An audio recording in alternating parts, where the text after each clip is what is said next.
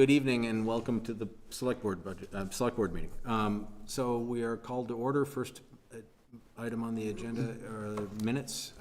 It's already been pointed out to me that there's an error on the agenda. The minutes are actually from April 10th, and it says April 9th. So we're expecting that Terry, who pointed that out, is going to be able to find a bunch of other mistakes in them too. April 10th, April 16th, and April 18th. Is there a motion? Move the approval of the minutes of April 10th, 2024 with any necessary corrections. Okay. Page 1. April 10th.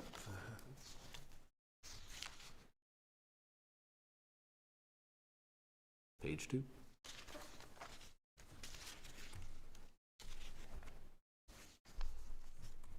Page 3. And actually, we need a second to approve them. Is there a second to the motion? Second. All right. Okay.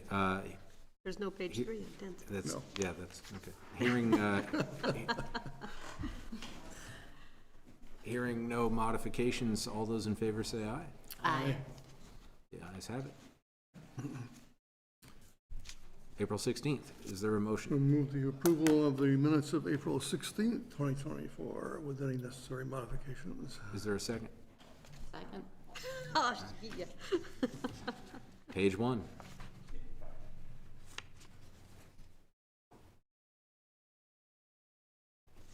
Page 2.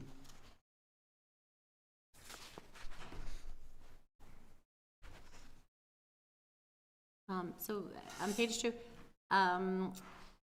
had we decided on the 16th that the budget, the revote would be on May 21st? I feel like we had already decided at that point. We had not decided at that point. We had had. talked about it. Because we didn't have the votes. Right, okay.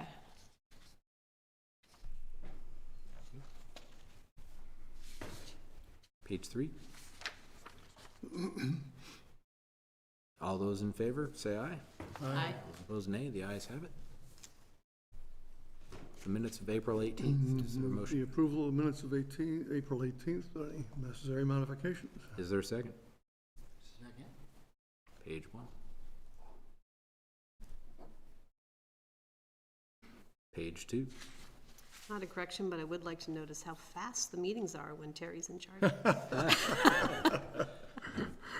He's welcome to speed them up by being in charge again. So, hearing no modifications, all those in favor say aye. Aye. Aye. All those opposed, nay. All those abstaining, I am abstaining because I will was not abstain. present. The ayes have it, and they are approved. Next on the agenda, public comment. This is a moment when anybody can speak to the board and raise issues. It does not have to be something that's on the agenda, but it can be. Is there anybody in the room who wishes to make a public comment? Seeing no one. Eric, is there anybody online? Nope. Okay. Next up, Chittenden Solid Waste District Budget Review. Sarah, why don't you come on up? And, Keldon, come on up too. So, welcome and good evening. If you could actually just introduce yourself for those who might not know you, and I understand you have a presentation. Yes, and Eric has loaded up. Thank Great. you very much. Appreciate that. My name is Sarah Reeves. I'm the Executive Director for the Chittenden Solid Waste District. Thank you to be joined by Kelton. Kelton Bogaski is our commissioner, well, your commissioner to the board. Thank you.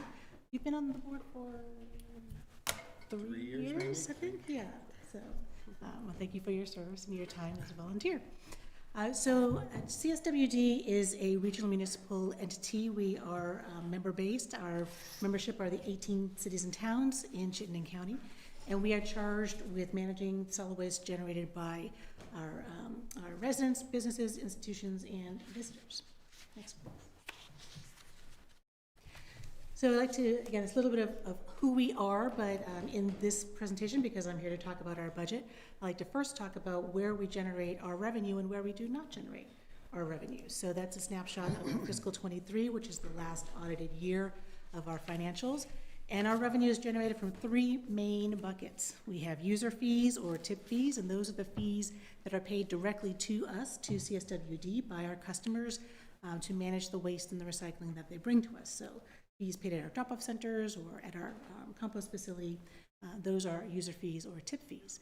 The SWMF is the solid waste management fee, and that is a fee that is charged directly to haulers at the point of disposal. So the haulers get charged this fee at the transfer station or at Coventry if they bring the material directly there. And the third main piece of the pie is material sales or product sales. And that is revenue from the sale of our compost products, from the sale of recycling, from local color paint. And so that is the kind of three main items that we sell, the main products. Where we do not generate revenue is we do not generate any revenue from income tax, sales tax, or property taxes. So we do not, we don't send you a bill for our services. In fact, we pay the town a good amount of money for the right to be here and have you be our host community. But we do not generate any revenue from property taxes, and we also do not charge a per capita fee to any of our member towns. Thank you. Sarah, I'm sorry to interrupt right Sure, away, go but I was a little surprised. Does Chittenden Solid Waste District owns, not the right word, Coventry landfill? No, we are not Casella. We are regularly confused with Casella. So Casella owns the Coventry landfill. It's a privately owned and privately run landfill. We are a municipality. So we are charged with managing the 3 closed landfills here in Williston. So there's no open landfills at all at once. It's just actually the landfill in Coventry, and that's the only one that's open. So we send waste there, but we don't own it. We don't generate any revenue. So do you pay Casella for that? I thought We do I thought it was indeed. Revenue, okay. We do indeed. That is a very large expense of ours, is paying those tipping fees for the material to get to Coventry. Yeah. Now I'm really confused. Isn't there didn't I see some expenses associated with having to close that at some point? It's not us. It's not. Okay. So, but yes, I understand where your confusion is going to be, and I will get to that. Okay, Now I know what you're referring to, and yes, it is part of the presentation. So Okay, great. put a pin in that, but it should hopefully all become clear. Good. So one of the other feedback that I have received over the years of giving presentations is to let folks know how we're doing. So I'd like to point folks over to that column 3, and that is material that is generated in Chittenden County that was landfilled, and that was brought to the landfill in Coventry. Of those nearly 120,000 tons in fiscal 23 that Chittenden County generated, roughly half of that could have actually been diverted to recycling, to compost, could be recycled as special waste, and those are batteries and electronics, or recycled as construction and demolition debris. So we focus a lot of our outreach and education activities on moving that material out of the disposal stream and into the recycling stream. What's left is about 60,000 tons of material that can't go into those streams, so we focus our attention there on not creating that waste in the first place. So working on waste reduction, just not even generating that 60,000 tons. Next, please. And again, I'm here to talk to you about our fiscal 25 budget. So we are anticipating revenue just under $16 million, and you'll see those 3 main buckets again. That sale of materials percentage, that one fluctuates up and down year to year because that is mainly composed of recycling revenue from the materials recycling facility. Please. And I haven't always shown this pie chart, but I thought it was important. This is our anticipated expenses at just over $16 million. You'll probably notice that the math doesn't quite work out this year. And you're probably not surprised to see payroll expenses is our second highest budgeted item. But right behind that is materials management. And materials management are fees that we pay to Casella and to Myers and to other haulers to literally move material that needs to be disposed or move material that is going to market. Is the transportation fees and the tipping fees associated with that. So it's materials that we have received, have processed, somehow managed or sorted, and then get moved out of our facilities. Also in that line item is the contract that we have with Casella, who operates our materials recycling facility. And that is a very large component of that pie. It's about $4 million a year. So it's a very expensive contract, but it's necessary to make sure that MRF runs well every single day. Next, please. This is what I mean about the numbers weren't quite adding up this year. This is the first budget I've brought to you since I've been here, my 8 years of being with the district, where we are actually budgeting a shortfall. It's not a large shortfall, it's just under $300,000. However, I have not ever brought to you a budget that has a shortfall, and I'm going to explain how we're intending to manage that in a moment. Next, please. Just a couple, just small key points I wanted to point out as far as this year compared to next year. You can see the revenue change, the revenue anticipation is nearly flat. And that's one of the issues, is that we're not expecting a lot of growth. Some of that is good. That means we're not expecting a lot more revenue generated from trash, for example. But that is kind of keeping us flat. It's that expenses. The expense line, it also is probably not a surprise to anyone on the select board, that keeps going up, and that's in double digits. Of that first bullet there, the equipment and fleet increase, half of that is line items to the existing materials recovery recycling facility, and I'm going to talk more specifically about that in a moment as well, but that's a big chunk. Next, please.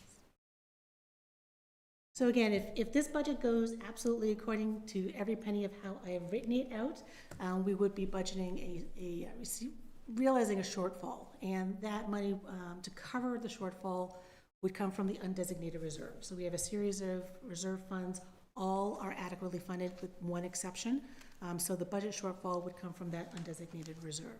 However, we each year do conservatively under budget and over in certain areas. So we are under budgeting our expectations or moderating our expectations for the revenue associated with the materials recycling facility. And that is because we do not control at all the price that we are paid for recycled plastic, recycled aluminum, recycled cardboard, etc. It's all on the market. So we produce the best product we can and hope for the best price that we can get, but it is completely commodities based. We don't have any control over that. We conservatively over budget our expenses in some areas, specifically wages and benefits. We do have about 4.5 FTEs in this budget, and we always budget for the full family plan on the benefits because we don't know the person's condition, situation when we hire them, so we always budget in that amount. We tend to underutilize our benefit lines, so we tend to always come in under that budget item, but that is always kind of budget to the max. The area that we want to very much meet the budget line item, and we always fall a little short, quite a bit short actually, is that community cleanup fund. So Williston does a good job at looking for projects to utilize that money, and you have, Kilda is helping me remember that it was about $5,000 a year that you have to spend on projects in the town related to solid waste and for cleanup. Some towns are doing this year. Heinsberg is doing a tire roundup. Some folks have done like expanded Green Up Day collections. Some have done shredding events. There's a whole host of different applications for this money. And you'll get another $5,000 on July 1. So you have from now until June 14th to use what's left of your fund. If you don't use it, it doesn't roll over. But then July 1, you get another $5,000 for use in the community. Next, please. So the big change this year is we are increasing the solid waste management fee from $27 a ton to $30 a ton. And again, this is the fee that is charged to haulers at the point of disposal, where they are disposing the material that is generated, the trash that is generated in Chittenden County, whether it's at Coventry or at the Casella's transfer station. So this fee has not increased since fiscal 2013. It had been $27 since then. The reason for the increase now, why now, is because of that one reserve fund that is running short. So we have a responsibility for managing the 3 closed landfills in town, 2 that were the towns and then 1 that was CSWD's. And we're at about year 28 or 29 of the 30-year closure plan. So it was anticipated and expected that that reserve would dwindle down. What was not expected or could not have been expected was any work that we may need to do to manage the liquid that is still generated from the landfill. It's called leachate, and treat that for PFAS. You may have been hearing about PFAS and the forever chemicals in the news. So that is a potentially large unknown, and to have that potential expense happen in year 28 of year 30 means that we don't have enough money in that reserve. So raising the solid waste management fee will generate about $400,000 a year. That will large portion of that will go into that reserve and bolster that reserve so that we can be prepared to treat whatever we need to treat at the landfill going forward. And that is still to be determined. The EPA has come out with some guidance. I need some clarity on the guidance. ANR has not come out with any recommendations yet, so we're in a bit of a waiting period for that, which is good because we need time to build up that reserve. When we did kind of the impact per household, if the increase were to be spread out over all households across Chittenden County, the impact is less than 30 cents per month per household. So it's a minor, minimal impact that is always wrapped into the fee that you will pay to your hauler or you pay at the drop-off center. So it's not like you're going to get a bill for 30 cents a month for this. Drop-off center customers actually do have that fee built into the price of the bag. So for drop-off center customers this year, because we're not raising bag prices, you will not feel that impact directly of that increase at the drop-off center. It was a pretty big increase last year, though. There was a good size increase last year on the bag prices, which is why we didn't increase them again this year. Yes, thank you. And so we don't like to increase them every year. We really try very hard to maintain stability for as many years as we can. Obviously, this hasn't gone up since 2013, but our expenses, like everybody's, have gone up, and we try to moderate as well as we can. So we knew this year that this is not the year to go up again on the bag prices. On recycled products that, you sell, which one do you see the most fluctuating revenue on? Some are probably up and down. Which one is the most profitable? Which is the most unprofitable? So the most fluctuation is always going to be on your fiber products, so cardboard, paper, mixed paper. That has actually stabilized quite well since December. But the first half of our fiscal year, the price was half of what we're getting now. So there's a big variation on what the price can be, for factors outside of our control. But because those products are the majority of what we manage at the materials recycling facility, it's like 78% of what comes through we process. That's why it has the biggest impact on our bottom line. So if we were processing, 50% were aluminum cans, we would be golden, because that would be, they have a lot of value. And you don't need a lot of aluminum cans to make a good amount of money. You need a lot of paper at a high price to make a lot of money. So that's the one that we live or die on the price of cardboard. Thank you. I would think that today with the internet, no Burlington Free Press really anymore. Newspapers are not really a factor. However, the Amazon effect was real. We have a lot of cardboard, a lot of box board, still a lot of office paper. People are still printing things out. But newspapers, you're right, we don't even sell a newspaper product anymore because it's practically nothing. But People don't read magazines like they used to. not like they used to, exactly. But there's still a lot of just general paper products. And we want all of that. We want it all to go in your blue bin, and we want it all to be recycled. So we will take all of that. But that is the major factor of whether or not we're going to do well at the materials recycling facility, is the price of paper. Do you think that the new facility with the automated sorting is going to be helpful? 100%. And the reason is that right now we have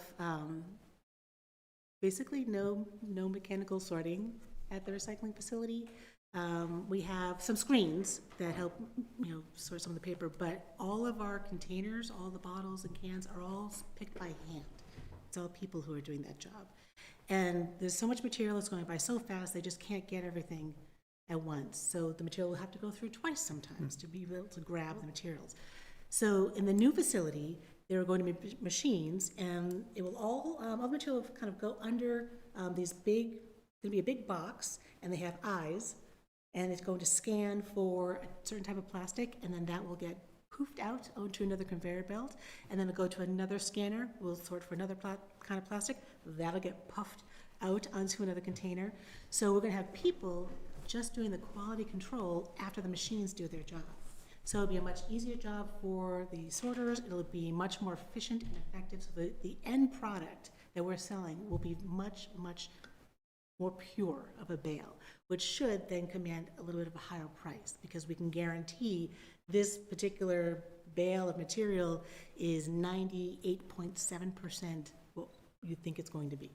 There won't be that much other stuff in there, because, folks just can't manage the flow. So yes, the quality of each of the materials will be significantly better on a consistent basis, and that's what we're looking for. So we're very, very excited for that, that to happen. Ready. Thank you. No, thank you. So another increase this year in this budget is at the existing materials recycling facility, and we're going up $5 a ton.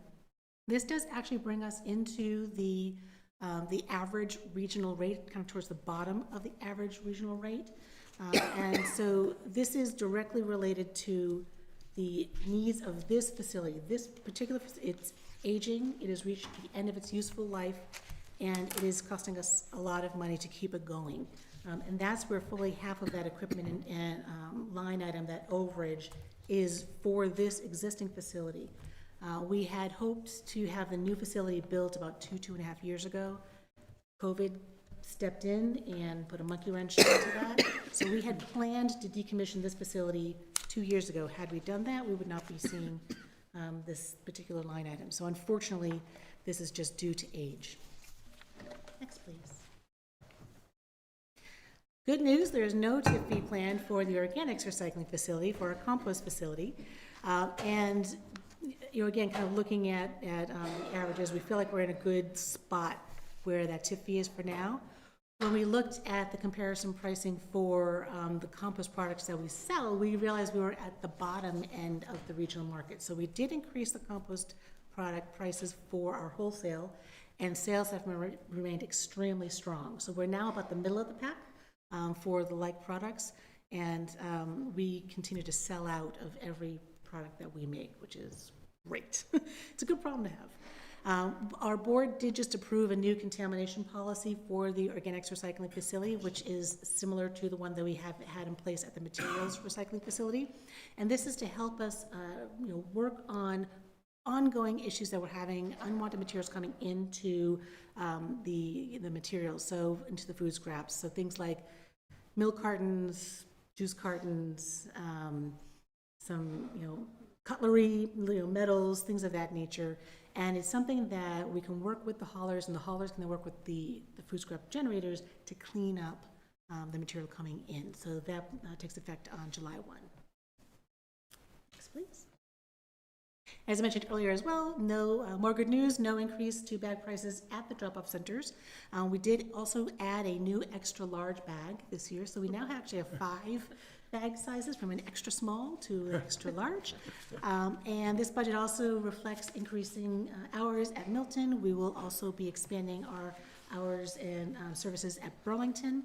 So once July 1st to 2nd week of July hits, all of our drop-off centers will be on the Tuesday to Saturday schedule, except for Heinsberg.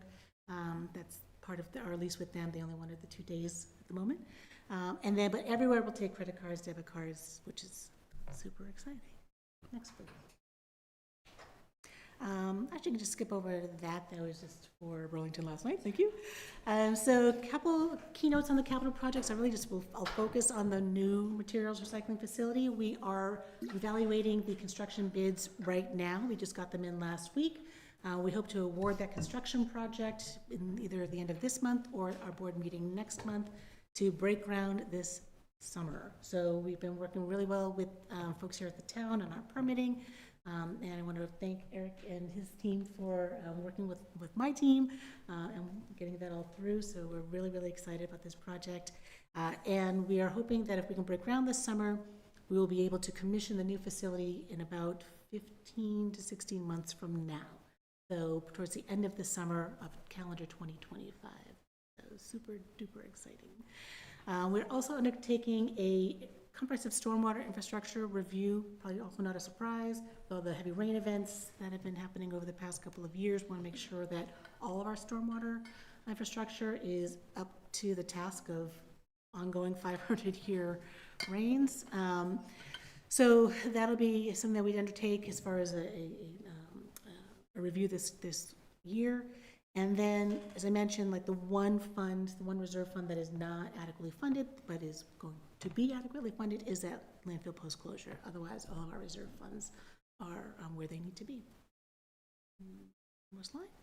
Asking for your consideration. Every member town has one vote to adopt our budget. And with that, I will happily answer any questions you may have. Thank you. Questions from the board? Coventry is closing in 28. No, they have potentially about 17 more years of life in Coventry.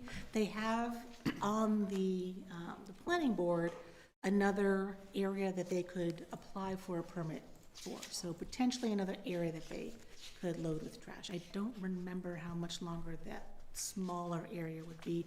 It would be much smaller than the one they have now. But the one they have now is about another 17 What years. a current online landfill that they, The Coventry landfill? yeah, that they would dig up, that new section. I'm not exactly sure where it is, where that new cell would be. Yeah. I really don't know. New site is in, ask, it's a secret, I'm sure. For the new, in Coventry? Yeah, the new site.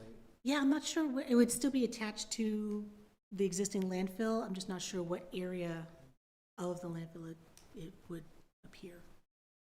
Still up there.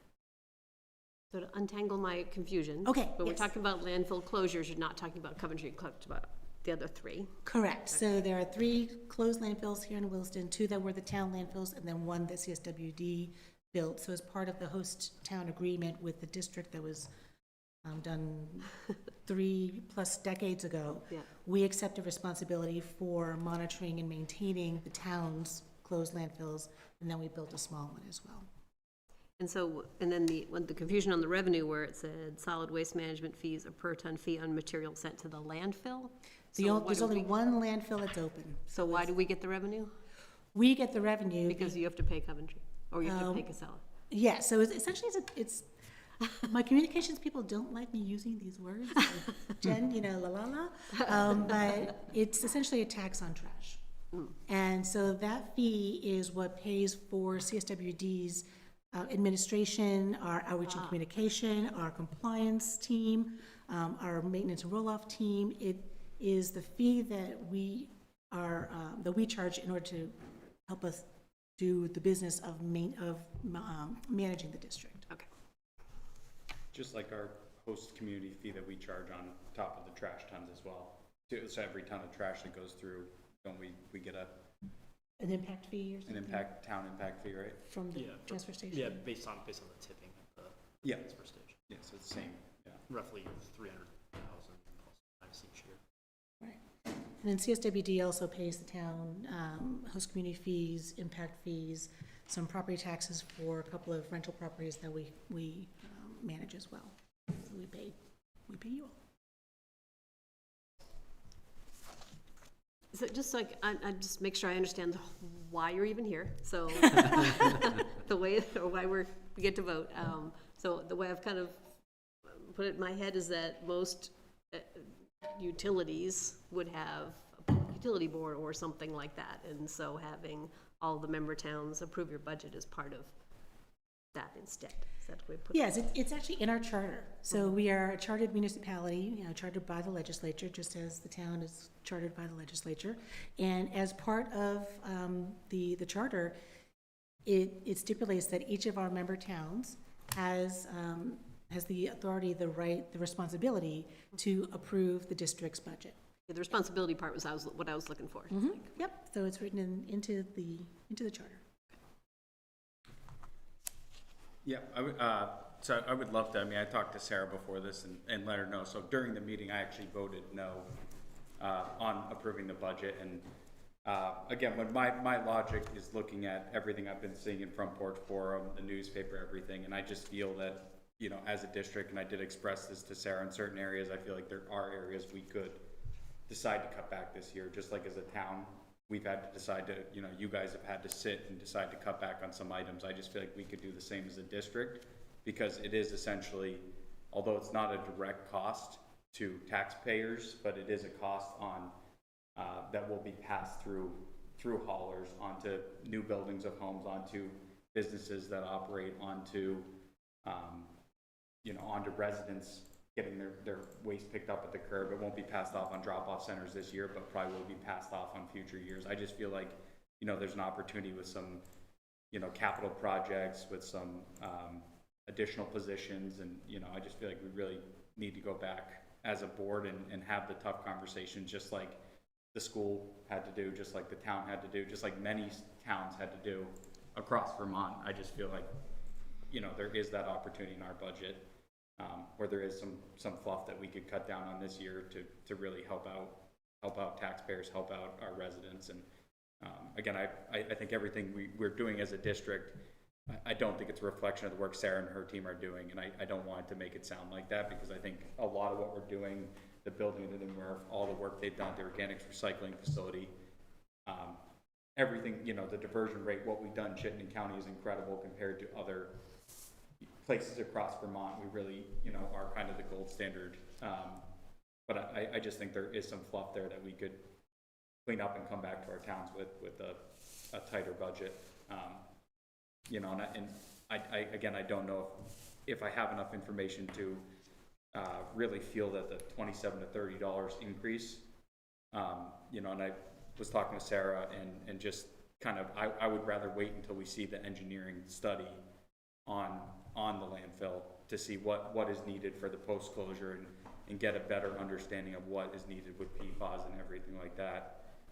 Before we approve a $27 to $30 increase. I would just feel I would want more information before I think that that's an appropriate increase. And I would only say to that particular point is,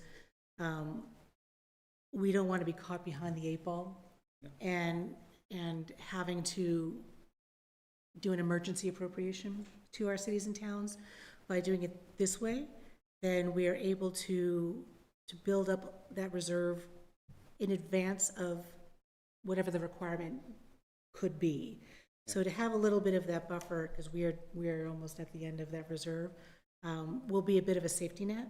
And kind of the good news is, if we don't need, all of that additional revenue, that means we can hold the pricing on other areas for a longer amount of time. So we wouldn't need to raise bag prices, for example. We could probably hold the MRF price stable. We don't have to, we don't have to increase that during the regular budget period. That can be increased during any time of the year. Is that correct? The tipping fees can, yes. Or the ordinance raising the 27 to 30 is currently part of our ordinance change, which could happen any time of year, right? It doesn't have to be during the budget time of year.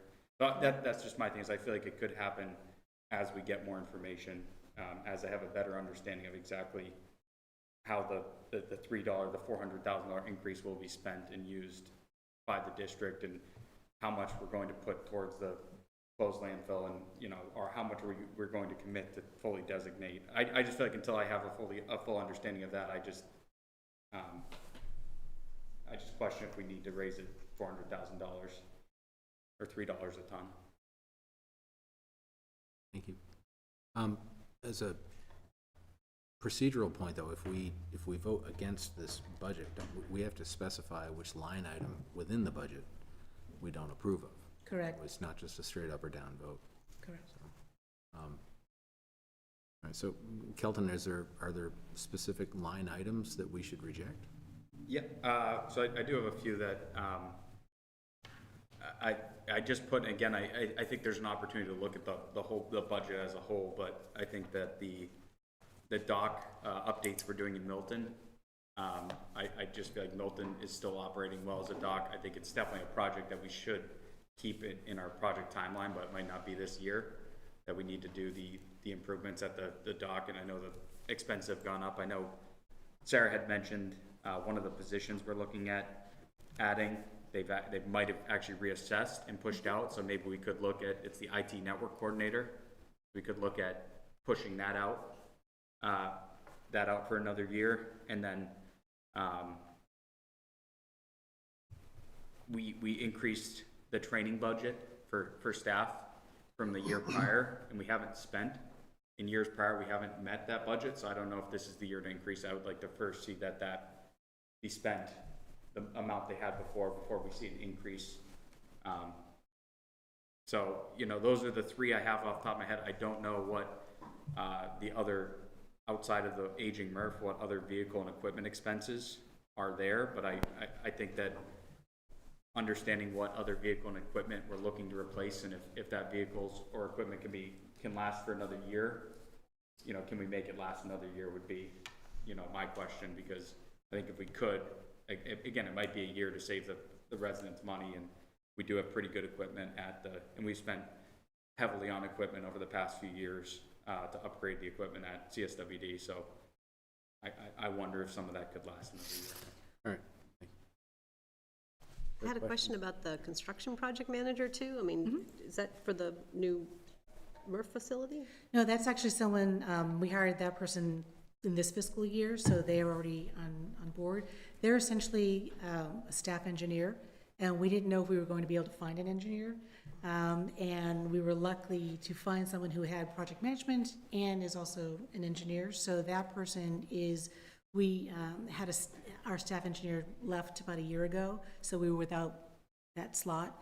And because we have a lot of projects, and because the MRF was going to be a kind of an all-consuming project, we knew we needed to have someone on staff who could manage that. So she is spending about 70% of her time on this new MRF project right now, but also will work on the other, just other projects as needed and does. Part of this could just be envy, because we had to cut a really important position with a $15 million budget because it got voted down. So a little bit to add 4 positions does seem pretty nice. Yeah, I mean, one of the positions is a mechanic, and that position Right, we that have one kinda had makes in sense. for over 2.5 years. We've been looking for that person, so it's kind of a holdover from previous budgets. And then the construction project manager is already in. That's not a new position for fiscal '25. As Kelton mentioned, we're reevaluating the IT position. It says it's an increased FTE, That was for this current fiscal year? FY25. And, yeah, I know there's 1.5 FTE for the Burlington, we're reopening Burlington, the Yep. drop-off center. So that's, you know, again, one of those, that's why I wouldn't suggest removing that, because that makes sense. You gotta have, drop-off center operators. You know, again, the IT network coordinator, and then the MRF business manager is the other position that they're adding for the new recycle facility. Currently, I mean, again, but currently Casella, you know, there's nobody from CSWD on site. Casella manages the facility. You guys go over on a regular basis, but with the new facility, I know they want to have somebody on site building a new $24 million Plus million dollar facility. You know, just that again makes sense to me, wanting to have somebody trained and on site, to whether or not they choose to operate it or they choose to work with Yeah, we need to protect our investment. or they choose to have some company, whether it's Casella or another company that comes in and operates the MRF. I think it makes sense to have somebody there. I just think that, yeah, IT network coordinator could be something. And it already indicated that you guys Yep. looked at possibly pushing that. So I Yep, think, we already considered that. yeah.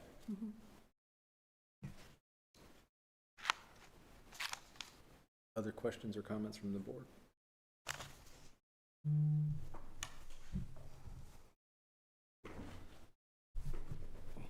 If not, there is a proposed motion, but that doesn't necessarily need to be the motion. If there is a line item that people wish to make a motion about to strike, we could take that up. It's the board's discretion.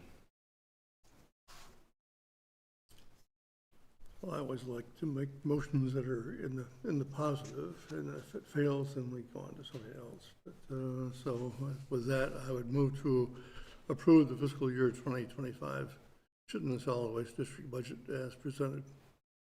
Is there a second? I'll second. Discussion on the motion and the budget? Hearing none. All those in favor say aye. Aye. All those opposed, nay. No. I'm sorry, nay. No doesn't count. Okay, so the ayes have it 4-1. So the budget is approved. So, Thank you very much. I appreciate your time. Thank you. Thank you. Speaking up, Thank you. yeah. And thanks for the work. Thank you, Kelvin. Thank you. Thank you. So, next on the agenda, Community Projects Fund Allocations, formerly ARPA. Eric, you're going to give us an introduction to that? Yeah, so now, had a little bit delay of some of the work plan here with the budget revote work over the last month. So this is getting back to the Community Projects Fund. Continued discussion for the board.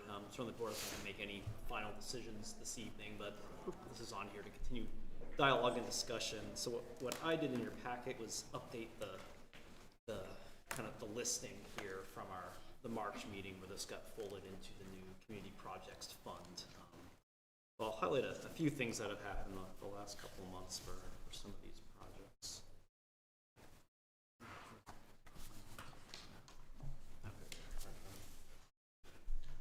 As a reminder, there's about just under $1.4 million still to be allocated, and I included in your packet what you saw in March. There's been no updates to that, but it gives you an accounting breakdown of each project, what's been funded, what's been spent so far there. We'll keep that updated as we spend these funds down. And a reminder, with the accounting change, there's no deadline to spend these funds. That was the primary for a series of 12 motions or so the board considered back in March. So it gives you time to think about how you want to use the rest of this fund. So a few things I'll point out here before discussion. A couple projects the board approved that we're getting underway. The radio communications tower projects, there's some funding that was designated towards the permitting component, mainly our legal and professional services for that. So we opened a dialogue with our attorney in our counsel's office who specializes in this, and we may be bringing in outside counsel who has expertise in the Public Utilities Commission, going that route to prepare kind of expert testimony, go that route, kind of weighing the pathways right now. So that's in development.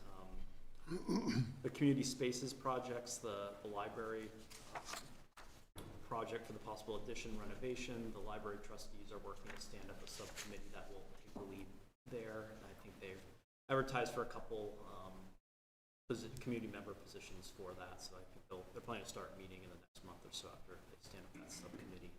And then for the community center component, start some staff work, working with our architect engineer at TCE. My firm's mixed up in my projects.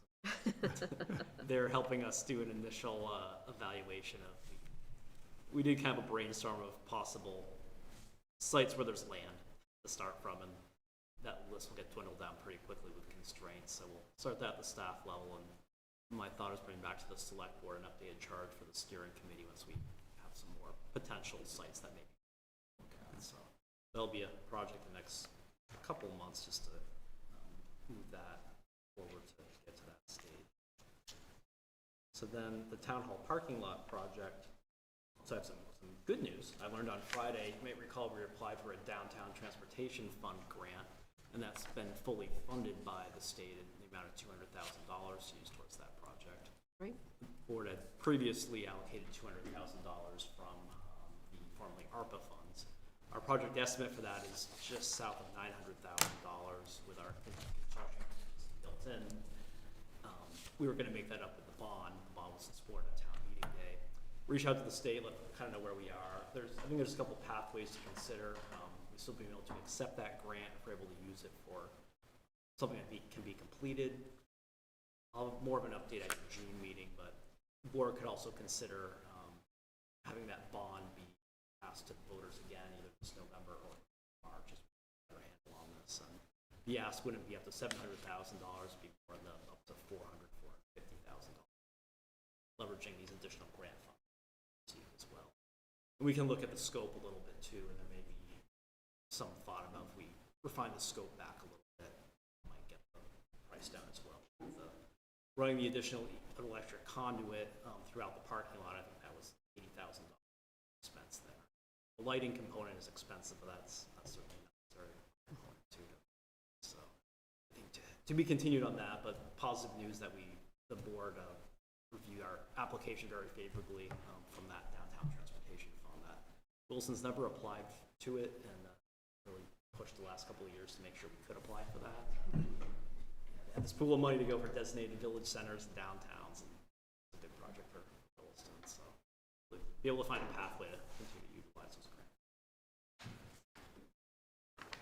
And then some gone through the infrastructure piece with Public Works a couple times, so I've identified in your table the top projects in each of our enterprise funds.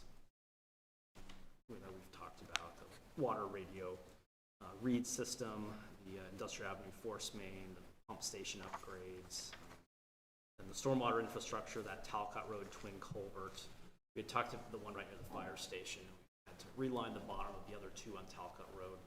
There may be an option there where we could reline the bottom of that culvert and not have to completely replace it as well, which would take the costs down significantly.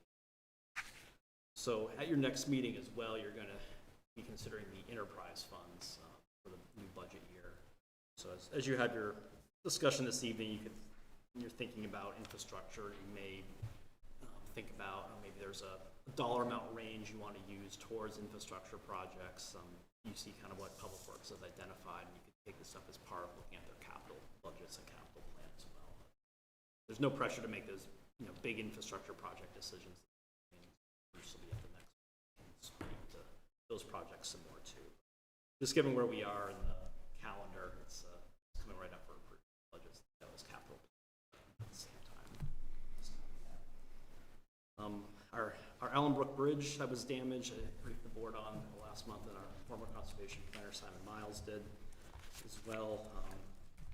The rough estimate to replace that is around $1,000. I've added this into the table. It's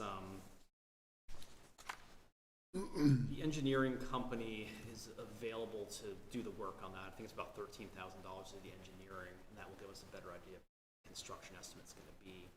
Sounds like the engineering firm could take on that work that had done it before for us, who's familiar with the project.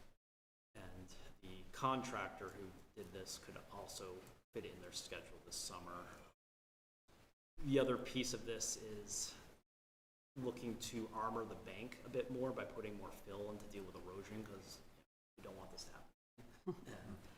But that component's going to leave more of a timeline question about permitting with AR probably for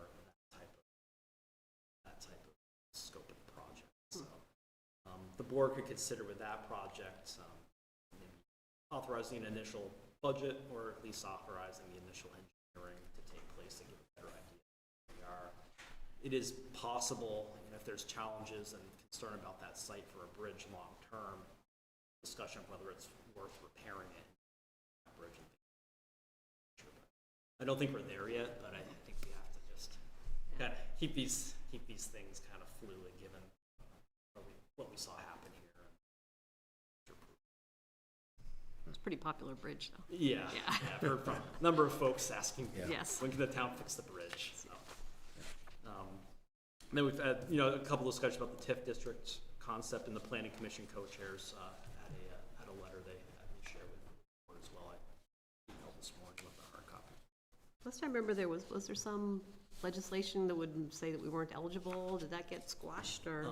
As far as I know, everything, that concern's been addressed with the merging of all these different bills.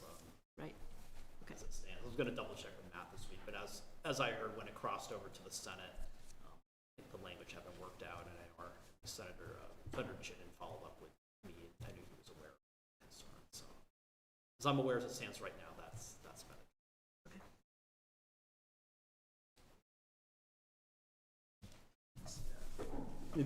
No other major changes to what's been on this list for a while.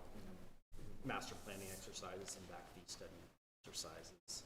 And then a number of suggested projects from your advisory boards and committees as well, and the community feedback. And I haven't received any additional community comments on them since we did the outreach last summer.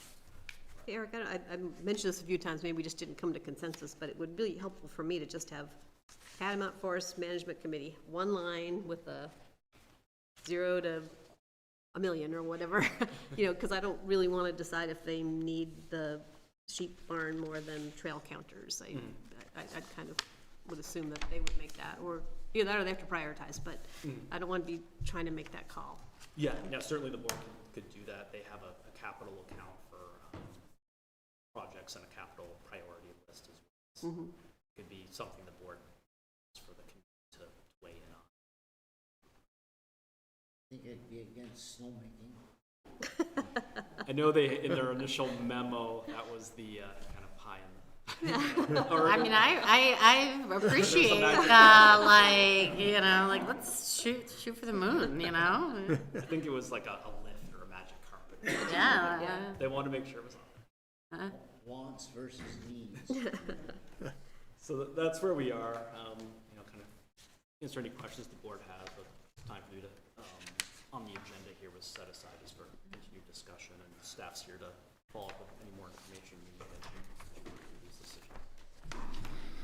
Questions from, yeah. I don't have any questions. My only thinking here is that, although I really am glad that we have the extra time to kind of, really thoughtfully allocate this money, we've also had this money for quite a while, and I would like us to allocate it sooner rather than later for the benefit of our community. I think that, that these dollars can be put into action to really impact, whether different commissions, different projects through town, but, so many different things, and I really want to see our community benefiting from these funds that were intended for that purpose. So. Yeah, I agree, and I also am a little bit concerned about making decisions in, we really need the Allenbrook Bridge, so we say yes to that, and we really want to fund the TIF district, so we fund that. All of a sudden, you don't have enough money to do something that's really important, but wasn't urgent. So I kind of agree that we should move sooner rather than later. So what would the format of the data look like for us to make a decision like that? I mean, just off the top of my head, I'm thinking like a chart where each entity has like their number one goal or number one request, and a dollar figure. I keep, this is my inner nerd thing, but back in Wheel of Fortune, you used to have to, you get the money and then you would bid and then you'd buy things. I'll take the Hawaiian vacation for $5,000, and Jack Sajak would say, okay, and you've got $3,000 left, and can we put the rest on a gift card?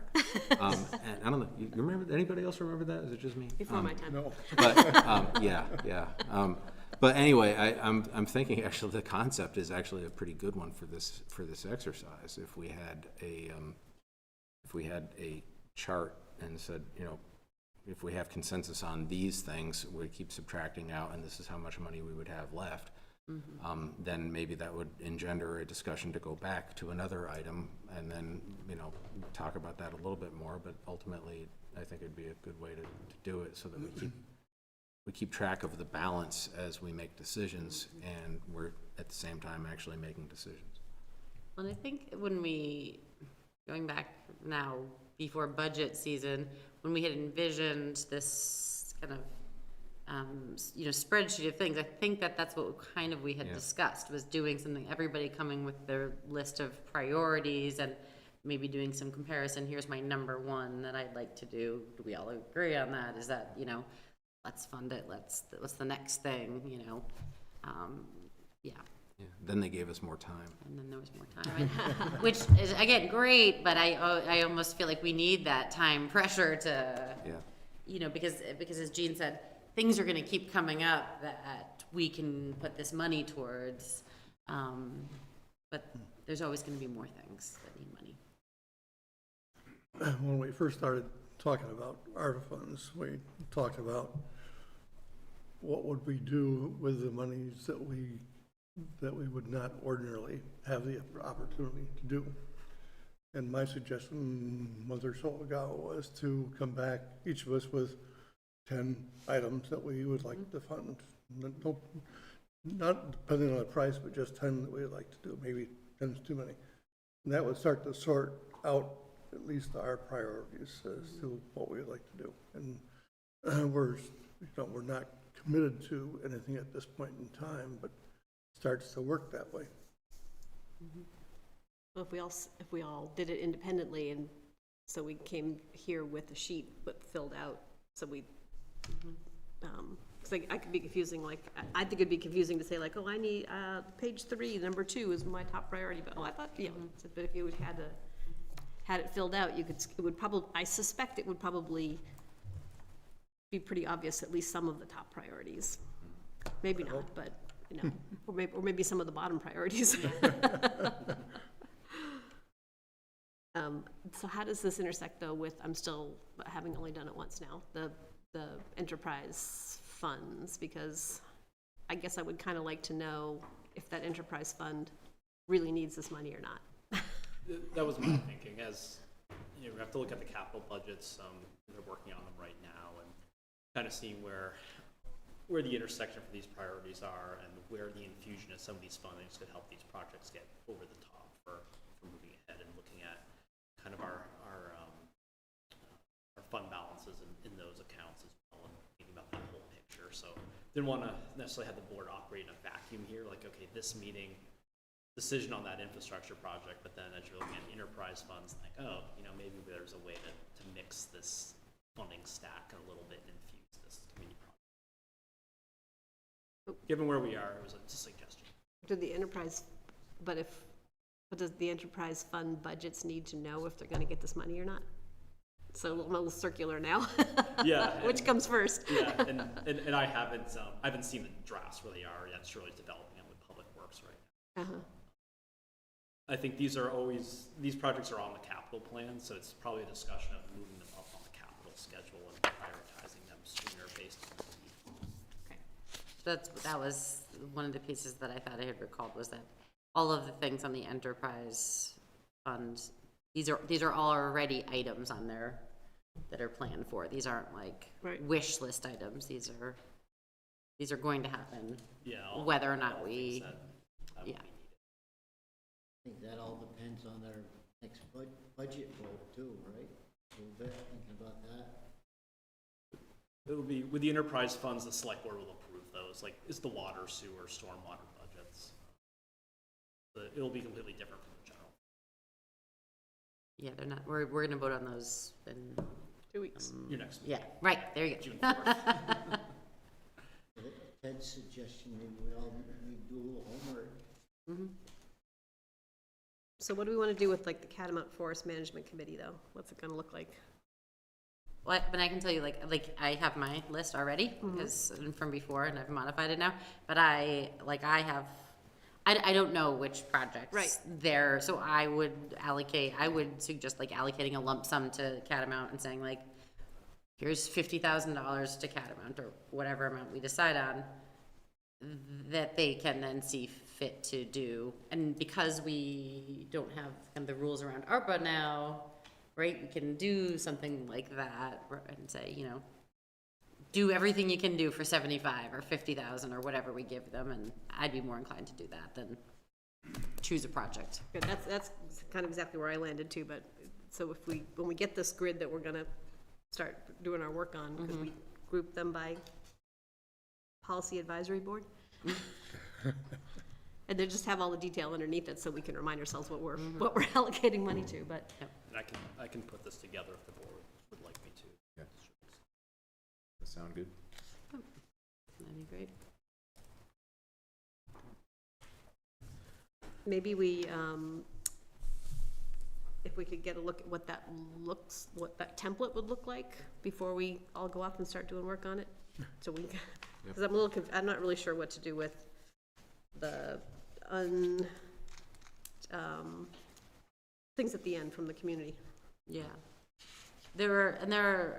That's actually great. One of the projects, I put it out there, that I really feel like is important, is the walking, the safer schools routes and things like that. You know, and there's some prices associated with that now. But you know, I'd like some more specifics with some of the other projects, you know, if we can. From those committee projects, Yeah. Greta. Yeah. Yeah, what I can do is ask Public Works for their input, because these came right from the Okay. committees, and if we Yeah. can have that's like staffing, Mhm. looking at the numbers, so Okay. I can take that through that list. Okay. Great. Would we wanna just do the same thing as with Catamount with Public Works? Or do we wanna who we wanna choose? He did send us a, He did, Priority he's list. got high Have to find it, priorities, yeah. Yeah. Yeah. I can resend those memos too. It was in the report I distributed last September, October, but I can redistribute those to the board so you have them at the top of your inbox. It's been a little while. I can put those as appendixes to this draft matrix. I remember Bruce speaking about it, but I don't remember specifically what he said was most important. There's a few things Oh. have happened since then, yeah. I see what you're saying, Mike. The ones I have on this chart are the top priorities. It's the meter read system for water, it's the force main project and the pump station upgrades for sewer, and then it's for stormwater, it's the Talcott Road culvert relining. Okay, thank you. so Greta, I wasn't sure if you were talking this, when I was mentioning what to do with them was like the last two, community outreach generated additional requests on the last Yes. page. Mm-hmm. And I think a lot of these are duplicative, they're, Some of them, there was, yeah. yeah, I think like the one I was actually thinking of, I referenced a different one, but the one I was actually thinking was close the gaps in pedestrian and bicycle network. right. And there's just not a dollar amount associated with that because it's so open-ended, but I do see that as a priority.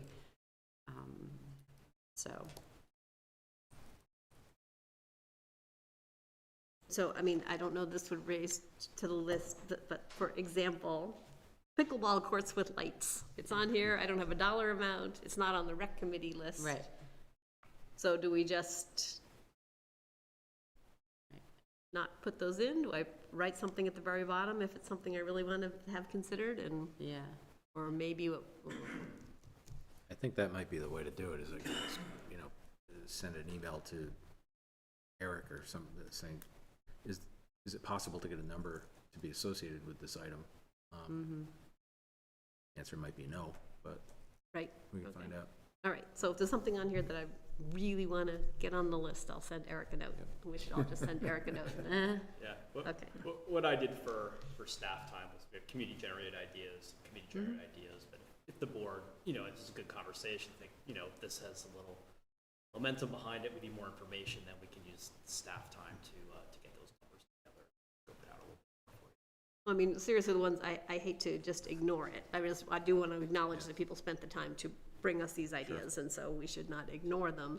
But the ones that I kept noticing how many of them were already on the list. So, or, included in some, like, ways people maybe don't know, like, you know, there will be pickleball courts in the new Allenburg master plan or right, whatever it yeah. is. And the school meals program doesn't need funding, so. Yeah. Maybe the summer, but not during the school year, so, okay. So if there's something I feel strongly about, I'll send you a note, Eric. Yeah, sounds good. Okay. So you're gonna generate, I will generate a draft grid. Yeah, For, yeah. like a worksheet. I'm gonna do that over the next week, so week and a half. And then I guess I look to the board to see when would you like to have that conversation. And I think that the summer's coming up, it's generally a quieter-ish time. I think to me, like, making some decisions this summer feels like Yeah, the way to go. Maybe some June meeting. Mhm. Yeah. To the July Let's meeting. shoot for that, yeah. Sounds good. Money to spend. who knew it'd be so hard? Governments don't have that. Further- Is there any further input on that, on the community projects funds for tonight? Or have we got, given Eric his marching orders? Okay. All right, next item on the agenda, select board policy priorities and objectives for the business year. Something I was looking at back for April, but we got a little delayed on schedule here, but this is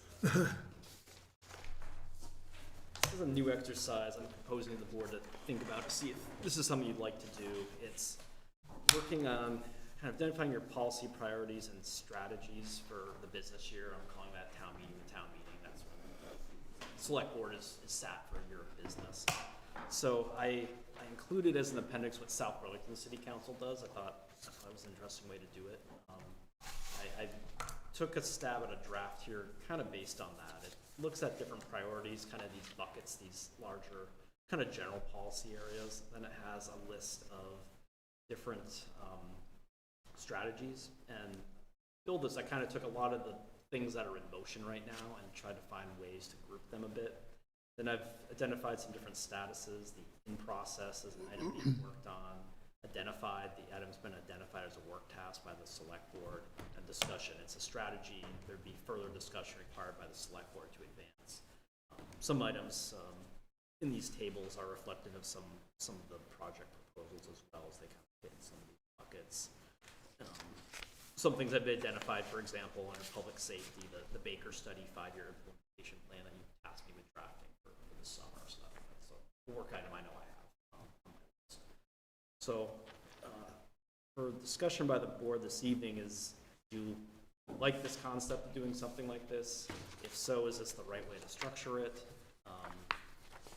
Then feedback on this starting point draft from kind of the structure of these larger areas with the objectives. And what I'm kind of working towards is, as the board directs me as setter of policy and vision for the community, and I'm tasked with implementing these objectives and strategies throughout the year, helps me prioritize the goals of this board, this business year for focus. There's always a lot of balls in the air and things to keep moving, but if the select board wants to take some direction on a priority for the manager, if there's a couple things really want to work to do the best to get done in the next year. Some things are always going to move along, but it will help me understand kind of where you as a board want me to prioritize some of this as well, and it will help kind of shape your plan, because especially if some policy development items, we'll build those in, because as you know, with your schedule, you start to get into the fall, you start to get into the budget, and that cycle keeps churning. So it helps me in planning out the year and your work. Chair. That was my thought behind it. What your thoughts are? I love it. I've been kind of feeling a little bit lost and need some structure to know where we're heading. So I think this is really good. There's an awful lot of must-dos in South Burlington, though. They must be really good. Yeah. It is a fine line between, I think, a collaborative understanding of your objectives, town's objectives, the board's objectives. So I think it's really valuable to have them all written down, and at least we could just take a look at them and understand and say, well, how'd that get on that list? Maybe not that interested in whatever. Yes, and then there is sort of the gap that you just addressed in my head was like, this is the city manager list, but where's our list? So I could see how it would have to be if this are things that we're tasking you to get done. You're going to need us to do certain things to get them done. So, or you need direction at some point. So I think this is a great start. It really helps me wrap my head around. It feels more cohesive and proactive. So thanks for reaching out and trying to get something started on that. It's helpful. Just feel like we're being a little proactive. Right. Yeah, the only thing I would, and you had been great about adding to, now a year ago, 2 years ago, about kind of doing the department, like kind of adding to the minutes, even if it was, quarterly or something, having updating this so that we can see like where it is now, and where the piece, the different pieces of it, and then adding if like, for instance, or if it was in a running document that we could reference, or you put it in the Dropbox each, meeting or something, but this is going to be for discussion, and here's the date that like we're looking at that we're going to be talking about this particular issue or a related thing, just so we'd have that in mind. Yeah, no, that'd be really helpful. Like I'm curious about the Environmental Reserve Fund, sustained funding and prioritization. That's like, that could be on there for 5 years. But, sort of give us an idea of what your timing is. Is this a year to think about it, and maybe in 3 years we're considering a 1 cent on the tax? Or is this something, it would probably be helpful. I don't know if you want to have due dates on something like this, on a document like this, but is this our goal this year is to have a thorough conversation about it, or to have a solution for it, so. Yeah, certainly, and, you know, kind of my objective in doing this as well is for you to put those due dates on me. Right. You know, we really want to have this conversation when we do the budget next fall about, you know, an additional 1 cent tax levy to think about, and, you know, whether it's a ½ cent for PRF and a ½ cent for, you know, sidewalks and paths, or, you know, what's the pros and cons of doing an extra 1 cent levy, then I can prioritize that over the summer to do that research for you.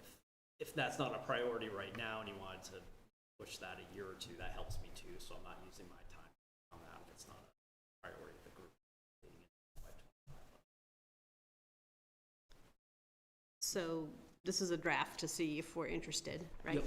So, Yeah, it's certainly, it's a starting point. Yeah. I think there's changes that can be made, and I want, you know, feedback from the board. I don't anticipate I'd hit this 100% on the first try.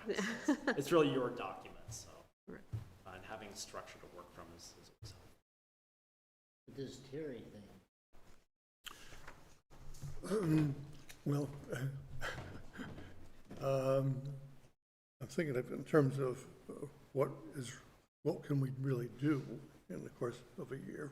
And there's only a certain amount of number of hours in the day that Eric has. And so it would be nice to, and I agree with the concept that we should start to look at things more in depth. It's just a matter of how much can we load on a person to actually do. I look at you as a mentor there, Terry. Because if we, going through these, you know, some of these are kind of capital project related work. Some of these are funding related, impact fees, things like that. But then, yeah, that kind of policy, heavier policy research, whether it's on the tax levy, it's ERF stuff, the police department 5-year implementation plan, you know, the heavy lift that needs to be done. Yeah, there's, and some, you know, committees are working on as Right. well, and your commissions are. Well, yeah, there's some stuff like sustainable budget under core municipal services. Greater understanding pressure, grand list, service demands. I think I was the one who tried to talk about that. I think Jean gave voice to that as well. That's more than a one-person job. You know? well, all of 'cause these have got that's- to be the whole yeah, staff, I right? know, Yeah. but that one is like, you know, okay, you know, property taxes go up consistently. What are we doing something right? Are we doing something wrong? And where's it all going? You know, that's something that is a huge. It'd be like a thesis or doctoral dissertation or something. So. I do have something on that probably for next month, but doing kind of the anatomy of the grand list. There's this 411 report that gets run every year that shows by property type how much of our grand list is divided up by it. So working on calculations to show by that grand list type how much we're raising in our property taxes based on the rate that we project. So I think the kind of initial takeaway I have is non-residential property taxes and local option tax revenue makes up 50% of our overall budget revenue. The other 50% is mainly residential taxes. Interesting. So that part of our grant list and local option tax is subsidizing that operational need. Need a little more time with it to pull out the good nuggets, but some things like. Well, that's why this is gonna have to evolve a little bit. I don't know how, except for them using color, I don't know how evolved the South Burlington one is entirely, but, yeah, some of these on the list are huge projects that will take a while, and some of them are, you know, not. So, but it's a great start. I really appreciate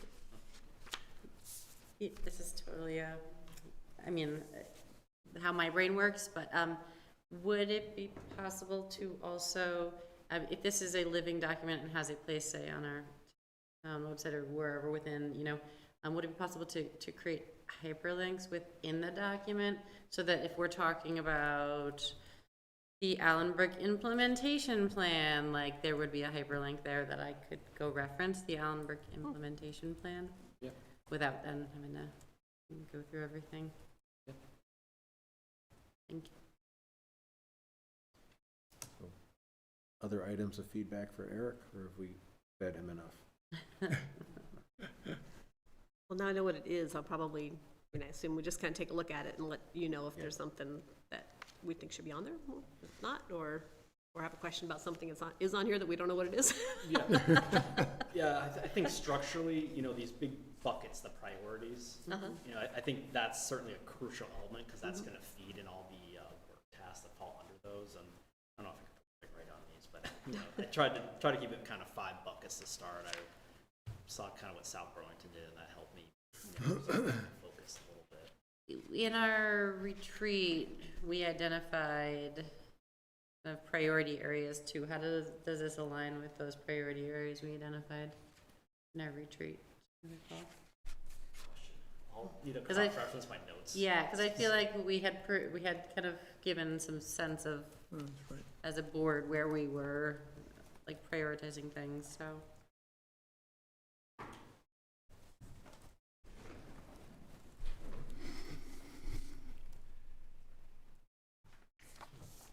So, other questions, comments, or feedback?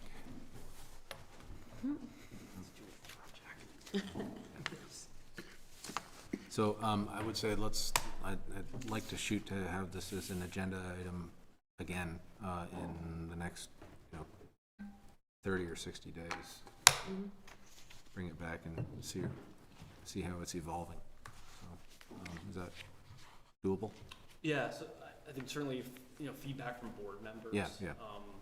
Then ultimately, yeah, the list will be adopted by the board as a body, so if individual members have ideas to add to this, you know, I can kind of as something too, and then, you know, need consensus from the board, obviously, too. So Okay. kind of organize everybody's feedback and build something. Yep. And then, So- yeah, the board wants to go to the route to formally adopt this, then it can kind of get built into the work plan, and I could envision kind of every April after town meeting day when the board is sat, looking at this, the manager gives an update on it, and then it's kind of flushed out in April and set by May of each year to kind of set the work.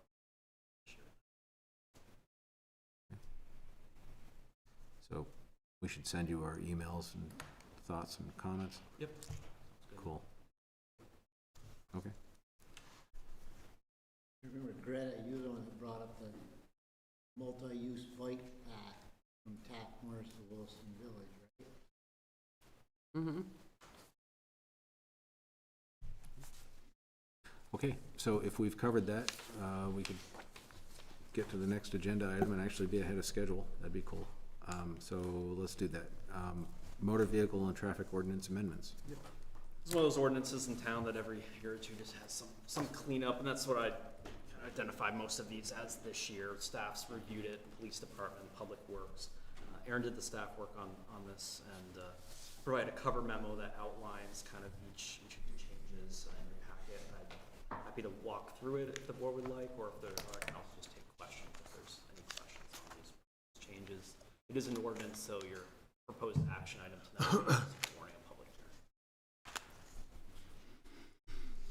Questions? No tabs. Little tabs that I stick on things when I have questions, Okay. unlike the budget thing. For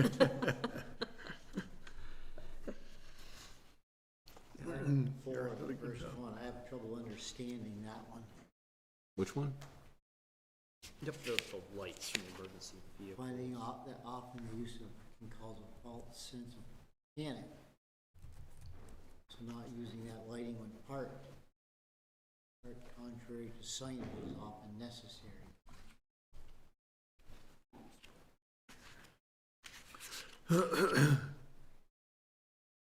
I thought they were just saying that that right now it says you can park contrary to signage if your lights are on, but they say sometimes we want to park without the lights on, Yeah, and that's Yeah, right, yes. all it was, I thought. want to make sure we're following our own ordinance for our, Yeah, because I can definitely see if they have to park in front of the school, if they have lights on, that could really cause a lot of consternation, that maybe they need to park there for a reason, but they don't need to be having everybody in town wondering why they're parked there with their lights on. So, Okay, thank you. I don't have any notes, but I just want to say I really appreciate Erin seems to have a knack for going through verbiage and these sorts of things and updating and amending them, and I applaud that she's so good at it. I know, like one of them says, this is redundant. It's redundant 25 pages later, but Right. still, it's still redundant. It's like, Yes. how did you even know? And I think, just back to our last conversation with, select board policy documents and ordinances, it's important that these documents get a good review every few years, building that capacity. And we talk about equity lenses too in all our policies. Building that tool, that lens. I have to say, I didn't really understand the dollar one. Well, go figure. The civil penalty and waiver fee amounts, why I don't have a problem with the amounts. If it helps them be more clear, I'm okay with it. I just didn't understand what he was trying to, Yep. why he Yeah, needed to change it. It was, Yeah, I think it gives them a maximum but not a minimum. yeah. Sort of confusion that's resulted. And If they think this is making it clear, I'm okay with it. Yes. I think it is. English accuracy is not my specialty. So, I'll move to warn a public hearing as proposed amendments to the town's motor vehicle and traffic ordinance. Is there a second? I'll second it. Is there further discussion on the motion? All those in favor say aye. Aye. All those opposed, nay. The ayes have it. We will be scheduling a public hearing. Okay, next, local emergency management plan renewal, 2024. so this is an annual document that's required by Vermont Emergency Management, and the Regional Planning Commission coordinates these. It's a kind of our playbook with keeping track of our emergency management operations, contact numbers, hazardous sites, vulnerable population sites in town as well. So the fire department updates this. Chief Colette serves as our emergency management coordinator. So department updates this every year. The select board has to approve it each year. And I think try to get this in by about this time of year, late April. So emailed it to the board. Chief Colette's on Zoom if you have any questions. So I have one correction to make. On page 19, it lists the town health officer as Ted, and it's really. Oh, yeah, no, it's not, right. If anybody listening would like to be the town health officer and have their name on here. I have a warm body that is thinking about it. Whoa. If we're doing corrections, CVU definitely has a generator. They're an emergency site, they do have a generator, it says no. And I think he has the Williston facilities manager listed for CVU. And that I would just recommend you put Chris Giard, he's in charge of the whole district. I do just have a question though, and maybe I just don't understand the doc as much, but I noticed that like the whole, I'm sorry, I read it online, the whole team is fire department. So is this really only fire and hazardous waste kind of emergencies? And what if you had like an active shooter situation? Is that a different document? Yeah, this is kind of identifying those at a high scale level. Actually, maybe I'll have the chief can speak to it too. Oh, okay. Chief, you're on. I'm going to connect you if you be able to answer Jean's question.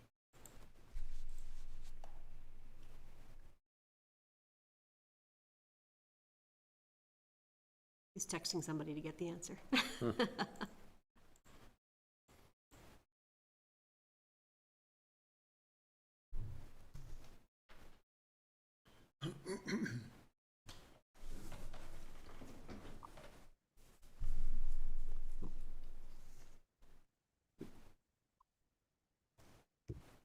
Eric, can you hear me? Yep, can hear you, Chief.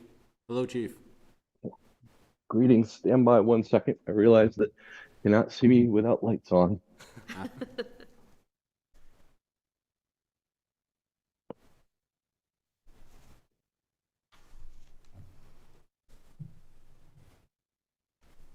Okay, great. So, Gene, I appreciate the question. So this is, if you read it correctly, it says potential staff members, the people that will staff the EOC.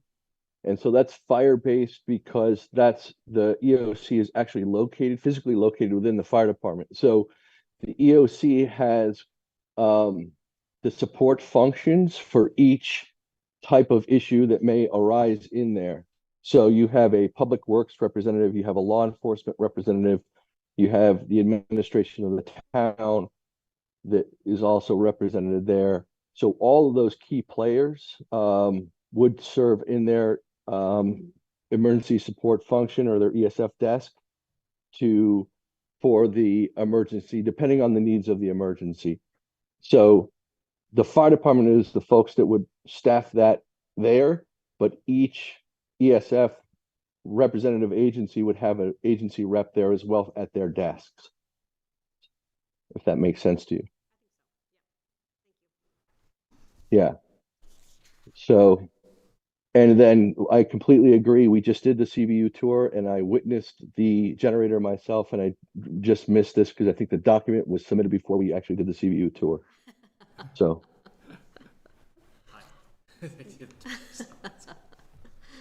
It is just, I mean, it's a silly correction, but it could be really important if you needed a place that had a generator to know that it did.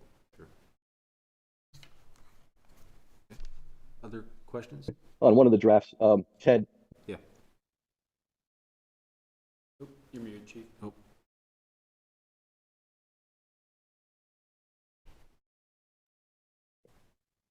Anyone have any other questions? I don't think so. Anybody? No. All right. Thank you. We'll get those amendments corrected forthwith. Okay. So keeping in mind the amendments are on their way, is there a motion? Move to approve the 2014 Local Emergency Operations Plan as modified. Is there a second? I think Greta got it. What? Greta got it in before I did. Further discussion? All those in favor say aye. Aye. All those opposed, nay. The ayes have it. It is adopted. Okay. Employee referral bonus program. So this is something we've had kind of a potential tool in our toolbox for a little bit. So before this evening, we looked at different tools for employee recruitment. We talked with our consultant Hickok and Boardman a while ago. This is one that organizations can try. So what I'm asking the board to think about is authorizing the manager to stand up an employee referral bonus program that would essentially be for our current staff members if they end up referring someone who the town ends up hiring for a hard to fill position that the manager would designate. They would have the opportunity to get a referral bonus. We would structure the program. We would preclude anyone who's a senior management or active in hiring the person from being eligible for that office. But we would structure in a way where the person was indeed hired and met all the pre-hire qualifications. The employee that had referred that person would get half of the amount, and then when that person successfully completed their probationary employment period, then that referring employee would get the other half of the amount. I spoke with our attorney about this a little while ago, just to ask, is the intersection of town policy and administrator authority, and the best practice here would be if the select board wants to go this route, to pass a motion to authorize the manager to implement this program. In the memo, I outlined some of the main points we're thinking about with this. We worked with the town attorney to flesh out the fine details if this is something you'd want to move forward with.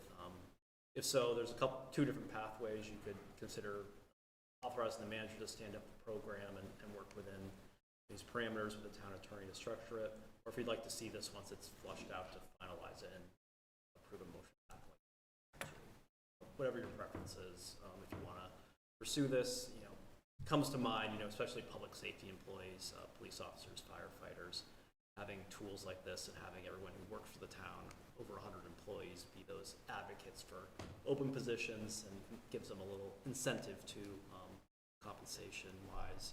And I would think, for example, police officer, the referral bonus might be would be a little bit higher if you're referring someone who's already certified.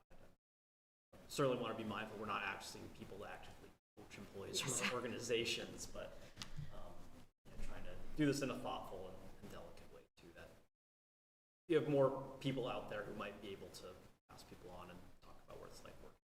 So the tool in the toolbox, we certainly have open positions we need to fill, trying to be creative in different ways to Thoughts? okay with it. $2,500 seems a little steep, but that could be me.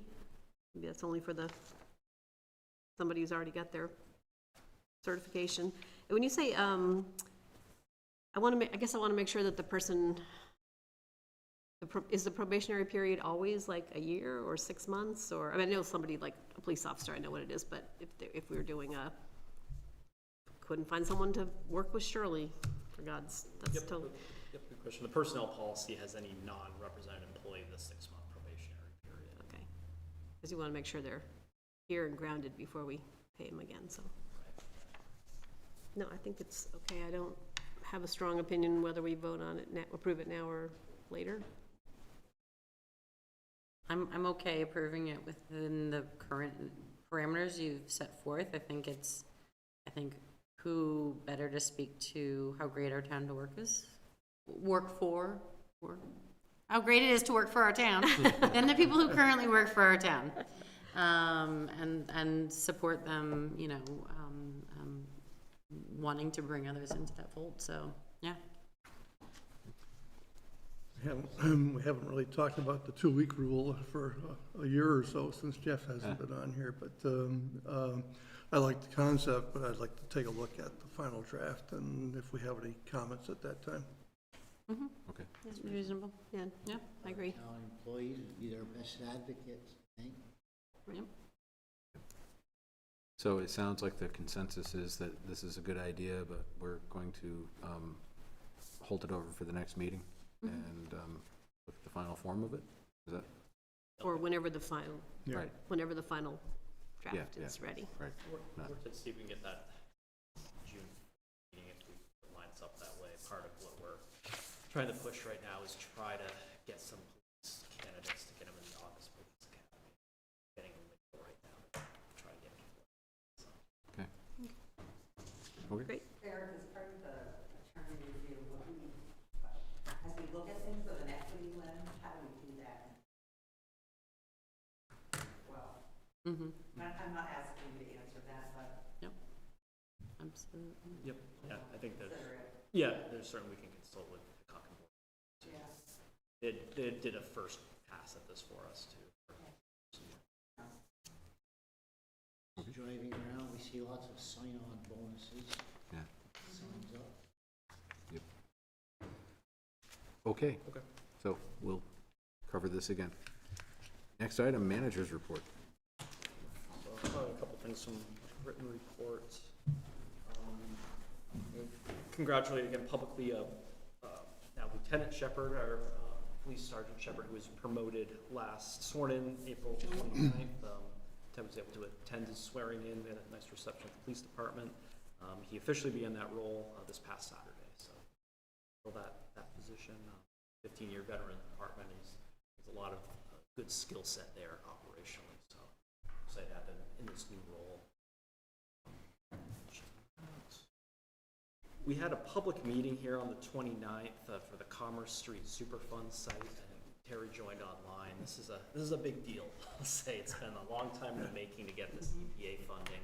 They're going to move forward with the project this summer.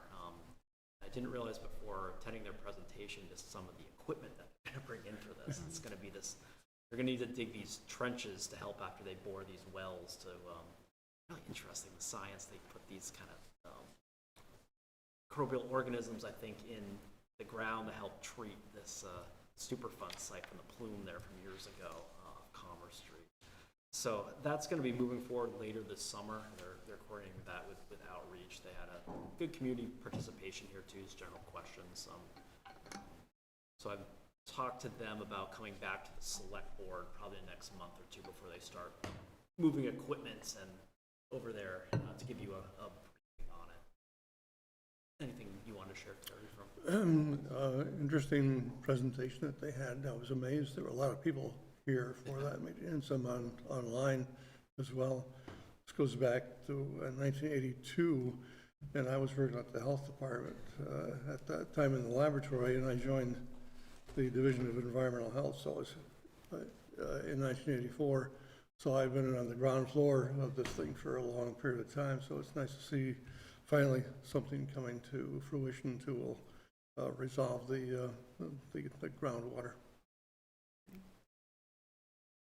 And then we were able to purchase some new police cruisers. We haven't purchased some in a bit. We have the capital savings account with funds in there. We were able to find Massachusetts 3 available on a lot to purchase. Yeah, so we purchased them and Yeah. we sent some staff down to drive them back earlier Do this they have tires and things like that, engines?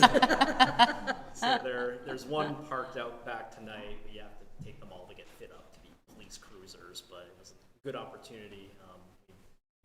We delayed a little bit some replacements, and we're kind of monitoring where we deferred some funding for the budget proposal next, but we had an opportunity here to get 3 on the lot, and if you order them, it takes over a year, I think, to get a car. So they're Durangos, they're SUVs still, and have those on the road here. So probably sell some of them, the other vehicles that will get retired. See a Durango with Williston on it in a couple months, it is our car. That's all I have. Okay, great. Other business? Just a question for Eric. The capital bill, H-82, is passed by the Senate and it's gone to conference committee, which is unusual for an amended capital bill. I don't know if you've got anything from Phil regarding any discussions on it. I haven't got any updates on that, but I was trying to find the version as went through the House the other day, so I'll see what I can find They've out. changed the language for our first refusal to weaken it, but it still doesn't give them the authority to sell the facility until a year from July, and it calls for our report to them. But I think the original language we had from the House talked about the first refusal. So that's not in there anymore, and I'm not sure when it goes to conference committee whether that's a subject of their discussion with the committee. See what I can find out and give you a call this week. Yeah, you have an in perhaps that can tell you something about that. Thank you. Other piece I had this evening is you may recall the board appealed the CLA earlier this year, and we've gotten a ruling on that. There were 3 properties that we felt were outliers, and they've agreed with 2 of those properties, at least. So it would raise our CLA from 69.08% to 69.24%. So it's going in the right direction here. The interpretation is it will assist with the education taxes overall. Our assessor, Bill Himman, recommends the board accept this agreement. You can formally go to a hearing on this and hire legal to dispute the last property, but our recommendation is it's not worth it. This is, I think what we're hoping to achieve based on these outliers. It's an incremental movement, but it does help. So the board would need to pass a motion to authorize the chair to enter into the stipulation agreements for the CLA. The motion would be to accept the decision of the tax department. Yep. So that's my motion. Is there a second? Second. You tipped your hat. I wasn't sure if you were going Chair for it or not. recognizes Mr. Isham. Thank you. Is there further discussion? All those in favor say aye. Aye. All those opposed, nay. The ayes have it.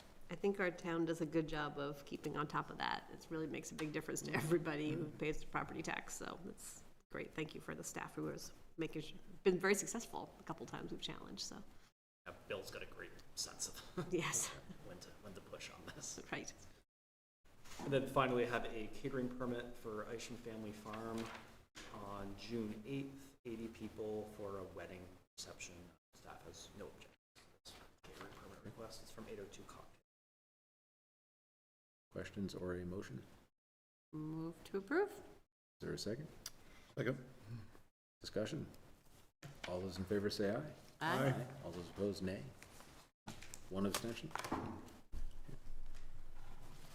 Anything else? No? Okay. Final thoughts on agenda items from this meeting? Anything we should circle back on?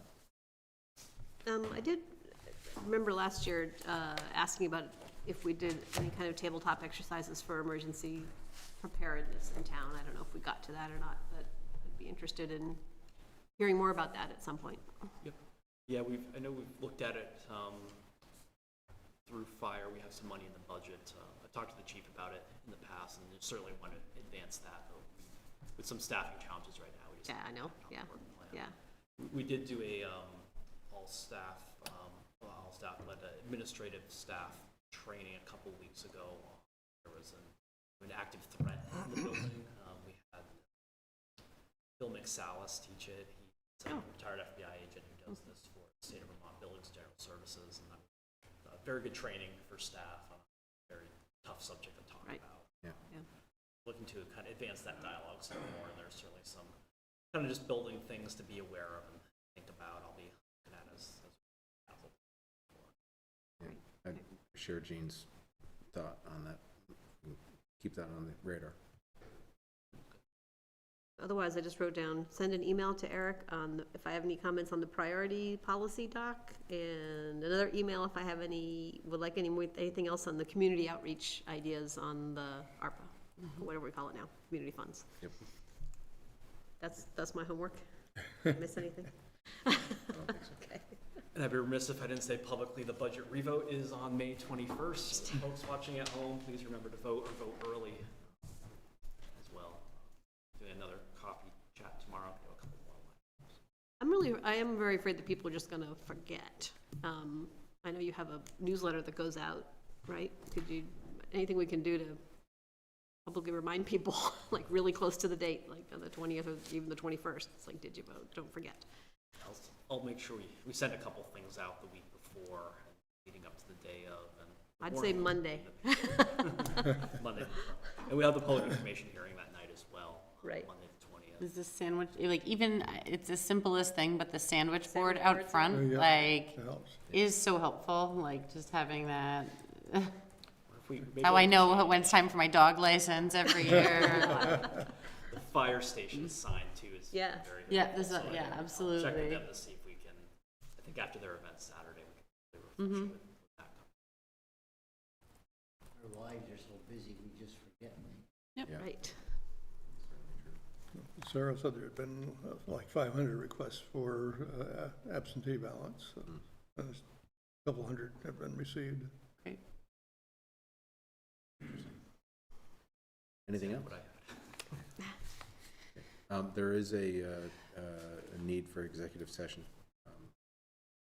So, I'll move to find that premature public knowledge regarding civil litigation the town is a party to, a contract and a labor relations agreement with employees would clearly place the town at a substantial disadvantage, and further move that we enter executive session to discuss civil litigation the town is a party to, a labor relations agreement with employees, and a contract under Title I, Sections 313, A1, A, B, and E of the Vermont statutes, and invite town manager Eric Wells to join all three discussions. is there a second? Second. Any discussion on the motion? All those in favor say aye. Aye. All those say nay. The ayes have it. We are going to be in executive session. We're not going